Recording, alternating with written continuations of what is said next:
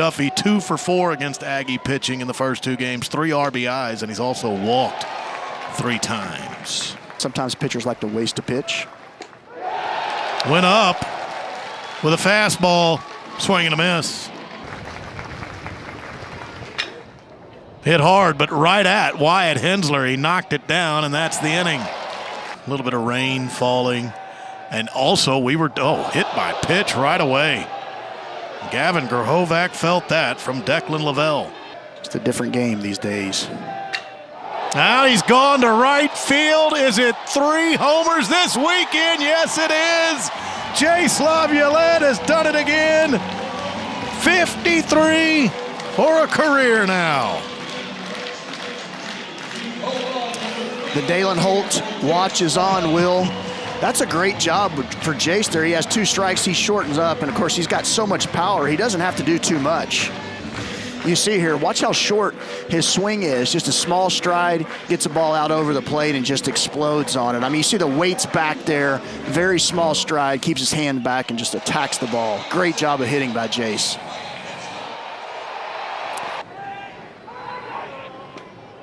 (3-1) to Gavin Cash will miss, walked him, so a 2-out base runner for A&M.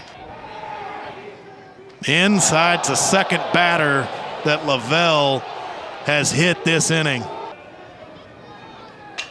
He's gone opposite field here. It doesn't look like that will land. It finds the glove of Jackson Alford. We're working ahead. That's a strikeout looking. He's been well ahead of all 4 of the hitters he's faced. Another strikeout. That's 3 Ks of the first 5 hitters he's faced. Like you mentioned, really made you work for it, 5 and 6 pitch at bats. But Miles Patton making a little quicker work of him. First hit of the game for Elon, first base runner. Swing and a miss, and Miles Patton has his 5th. Mallory still at the plate, and Yakubi now at second base. All that did was prolong it. Strikeout on the inside corner. School records at Pace Academy in Atlanta in football to go along with baseball. Second hit of the game for the Elon Phoenix as Ryan Sprock singles into left field. Guess he gets a little time to breathe.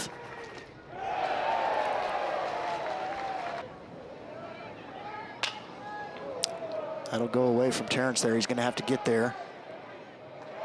Into foul territory, onto the track. The SEC preseason poll as we step into the opening weekend against Tennessee. Hard hit, Blake Bender up. He'll lead off the bottom of the 4th with a single. Inside pitch, walked him. Well, most of these guys are winning. Winning matters a lot. Yeah, steps up to bigger competition. 3-0. And because he walked on 4 straight, you'll get a Sunday ball 5 champ.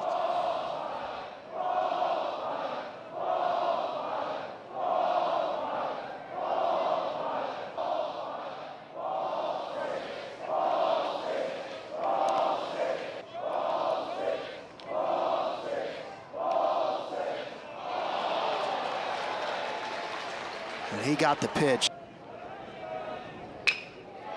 Got it through the right side. Bender up is home. Also coming around to score is Caden Kent, and Keel goes to 3rd. Jacob Galloway drives in 2. It's 4-0 Aggies. He watched one the pitch before. This one's just right over the heart of the plate. He gets the head out front. Very nice with staying back on the baseball. Production over the years is increasing. Gavin Grahovac creates more bubbles. Gets that through the left side of the infield, and Keel scores. Just like that, stung it, but right at the shortstop, and they're going to turn 2 off of it. Well, Miles Patton, he's chewing up the Elon lineup. Is that going to be trouble? Yeah, Hensler kind of overran it. That was off the bat of Jackson Alford.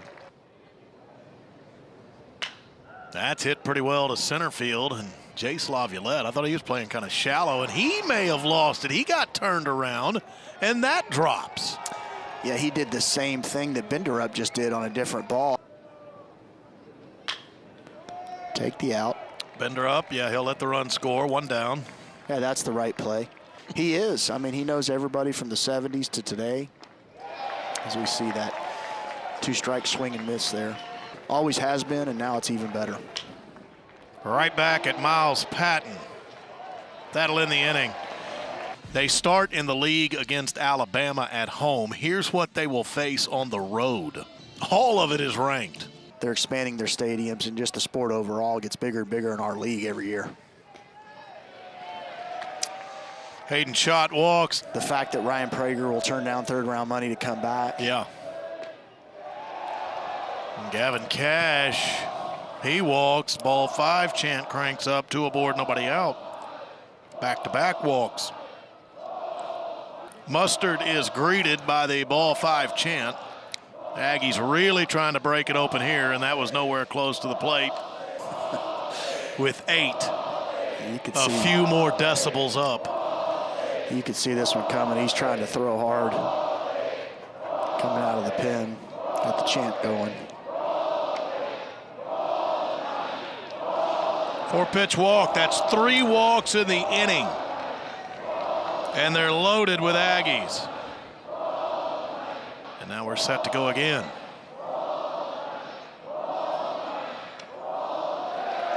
And at least the crowd here is kind enough to give you a hand when you do find the zone. Good safety rule. Makes sense. Kent down the line, right field, fair or foul? That's fair. Fair ball, and it's gone. Caden Kent, big grand slam here late last season in the Super Regional, and he's got an opening weekend grand slam as well. Yeah, you could see this coming, Will. He was getting pounded in. He fouled a couple off. He was getting frustrated, even though the balls were way in. And he finally got one that was on the inner corner that he could keep fair, and he did just that. Big home run for Caden Kent. And watch his intensity when he comes around first base. He's pumped. It's a big at-bat here for TK, coming off a grand slam. How are you going to respond? Look at that, right back up the middle. And so these are things that the coaching staff and your teammates, they're all looking at. I'm starting to think about that as well. 9-1. That's guys gone. You want to see. That's gone. Jacob Galloway into the bullpen. And he has his first home run as an Aggie.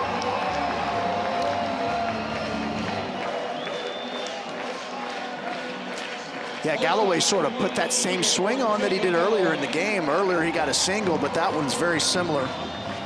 Also very similar to Caden Kent's home run. So let me see the replay here. Let's watch Galloway put his foot down, hands inside the ball, keeps it fair.